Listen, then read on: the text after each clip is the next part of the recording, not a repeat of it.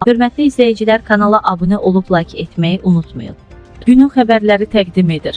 Həbs edilən icra başçıları şərik imiş cümə axşamı DTH tərəfindən saxlanılan İslam Rızayevlə iyunun 20-də həbs edilən Qaxın sabiq icra başçısı Musa Şəkiliyevin biznes əlaqələri üzə çıxıb. Mətbuat azın əldə etdiyi məlumata görə, İslam Rızayev Balakənə Musa Şəkiliyev Qaxa rəhbərlik etdiyi dövrdə onların yaxşı münasibəti olub.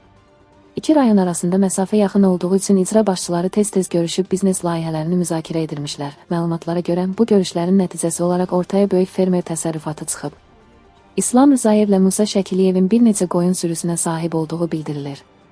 Şərikli təsərrüfatda 15.000 başdan çox xırdabuynuzlu heyvanın olduğu deyilir. Məlumatlarda o da qeyd edilir ki, icra başçılarına məxsus sürülər yaz-yay aylarında Qaxdan, payız-qış mövsümündə isə Balakəndə bəslənilir. Təsərrüfat sahibləri Balakəndən qışlaq, Qaxdan yaylaq kimi istifadə edirlər.